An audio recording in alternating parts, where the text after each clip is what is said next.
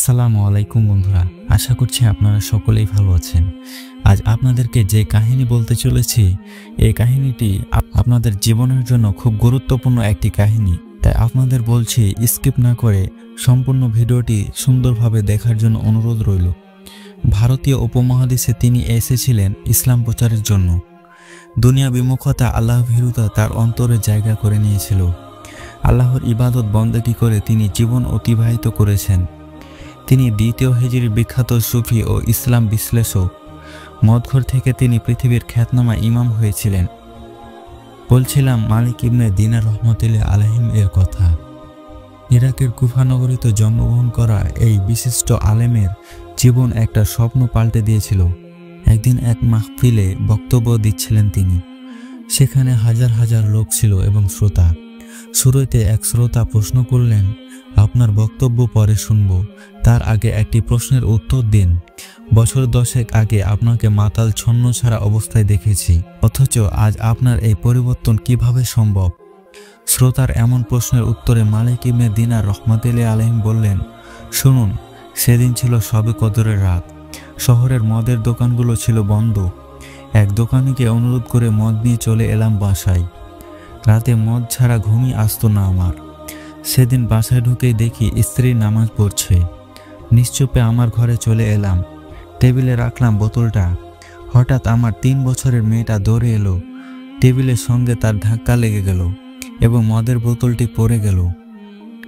সেটা দেখে অবুঝ মেয়েটি খিলখিল করে হাসতে লাগলো। আমার ছোট্ট মেয়ে বলে তাকে আমি কিছু বলতে পারছিলাম না। ভাঙা বোতল ফেলে দিয়ে ঘুমিয়ে গেলাম। সে রাতে আর মদ খাওয়া হলো না। তারপর চলে গেছে 1 বছর। আবার এলো লাইলাতুল কদর। অভ্যাস মতোই আমি মদ নিয়ে বাসায় এলাম।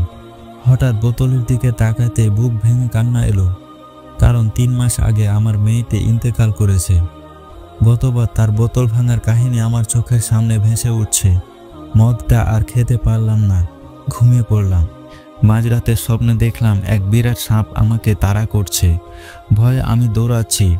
এমন সময় এক দুর্বল বৃদ্ধকে দেখে অনুরোধ করলাম, আমাকে রক্ষা করুন। বৃদ্ধ বলল, আমি খুবই দুর্বল এবং ক্ষুধার্ত, এ সাপের সঙ্গে আমি পারবো না।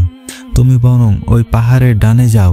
বৃদ্ধের কথা মতো পাহাড়ে উঠে দেখি দাউ দাউ করে আগুন জ্বলছে, আর পেছনে এগিয়ে আসে এক মোটা কুৎসিত সাপ।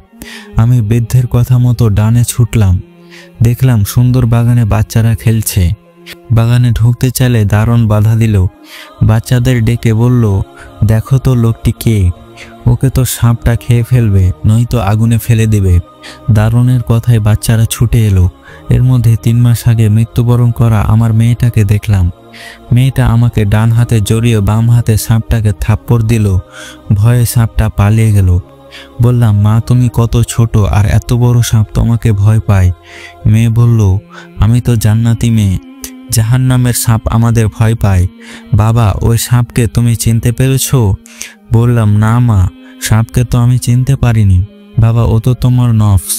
তুমি নফসকে এত বেশি খাবার দিয়েছ, তার জন্য শক্তিশালী হয়েছে। বললাম, পথে এক দুর্বল বৃদ্ধ আমাকে এখানে আসতে দিয়েছে। সে কে? মেয়ে বলল, সে তোমার রূহ। তাকে তো কোনোদিন খেতে দাওনি, তাই না খেয়ে দুর্বল হয়ে গেছে। এরপর আমার ঘুম ভেঙে গেল।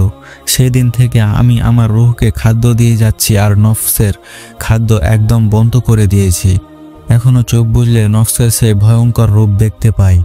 তারপর ঝরঝর করে কেঁদে ফেললেন মালিক বিন দিনার রহমতুল্লাহ আলাইহিম। এরপর তিনি হয়ে যান ইসলামের মহামনীষী। পুরো পৃথিবীতে ছড়িয়ে পড়ে তার খ্যাতি।